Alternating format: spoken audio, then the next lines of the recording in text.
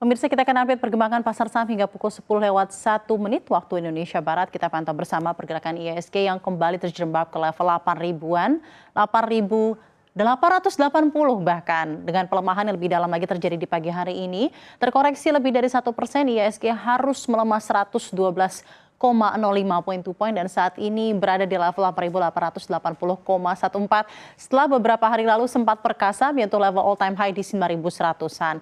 Kita akan simak jumlah sentimen yang perlu menjadi perhatian oleh para pelaku pasar yang mempengaruhi pergerakan pasar hari ini. Pertama adalah dari Amerika Serikat.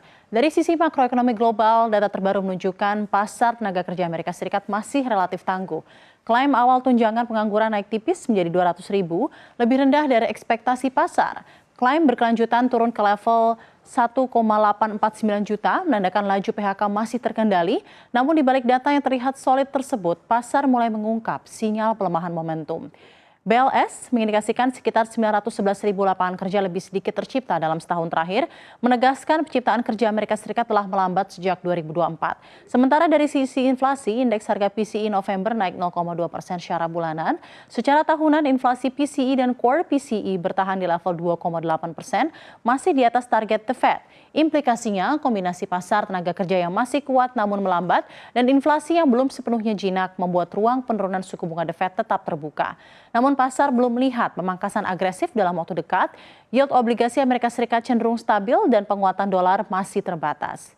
Lalu kita juga beralih untuk melihat perhatian pasar lainnya, yaitu di panggung global, di mana pidato Presiden Prabowo Subianto di WEF 2026 menjadi momentum diplomasi ekonomi Indonesia.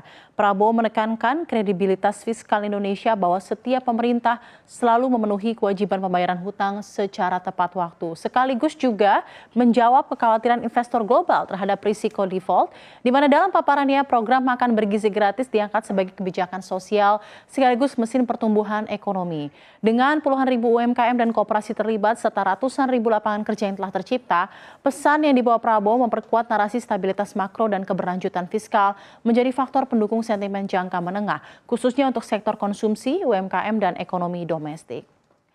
Sentimen lain yang juga membayangi pasar adalah risiko rebalancing dari MSCI. Pasar mulai mengantisipasi penerapan formula baru perhitungan free float, di mana dalam skema terbaru, MSCI tidak hanya melihat kepemilikan publik secara administratif, namun juga kualitas likuiditas dan aksesibilitas saham. Saham dengan struktur kepemilikan terkonsentrasi, likuiditas terbatas atau investability yang rendah, berisiko mengalami penyesuaian bobot. Potensi penjualan teknikal oleh dana pasif dan ETF global meningkat, menekan saham-saham berkapitalisasi besar, di mana dalam jangka pendek pasar mulai kembali ke realita bahwa valuasi premium berbasis narasi indeks tidak selalu berkelanjutan. Kita akan lihat bersama pergerakan IHSG secara sektoral. Dari keseluruhan 11 sektor yang ada, kita akan pantau 4 sektor pertama yang akan kita pantau di sini bagaimana mempengaruhi pergerakan dari Bursa Efek Indonesia di hari ini. 4 sektor pertama yang kita pantau terjerembab dalam, hampir mengalami pelemahan lebih dari 2%. Bahkan kalau kita lihat di sini ada 2 sektor consumer perindustrian yang harus melemah hampir ke 3% di 2,4 dan 2,41. Non-consumer hampir melemah di 1%. Kita lihat 4 sektor berikutnya.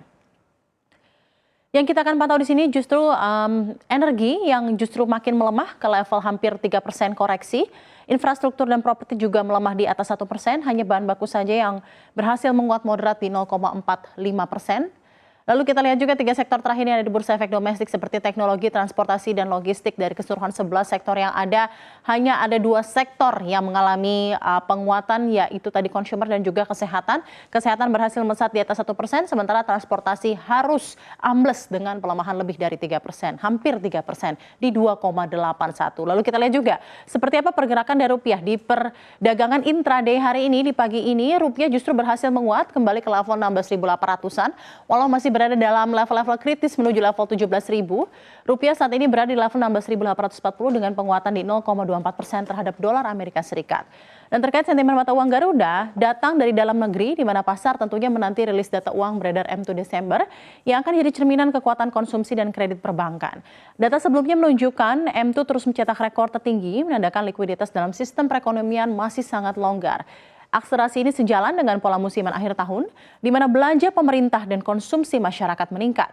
Bagi pasar saham dan obligasi, likuiditas yang melimpah ini jadi bantalan penting di tengah volatilitas pasar. Dan risiko kekeringan likuiditas relatif rendah dan memberi ruang bagi pasar untuk tetap bertahan, meski sentimen eksternal berfluktuasi. Kita lihat pergerakan di rupiah di pagi ini terhadap beberapa mata uang utama lainnya di dunia yang menjadi comparison terhadap rupiah, terhadap Singapura dolar, yen Jepang, dan euro. Rupiah mengalami pelemahan moderat sebesar 0,15, 0,37, dan 0,3%.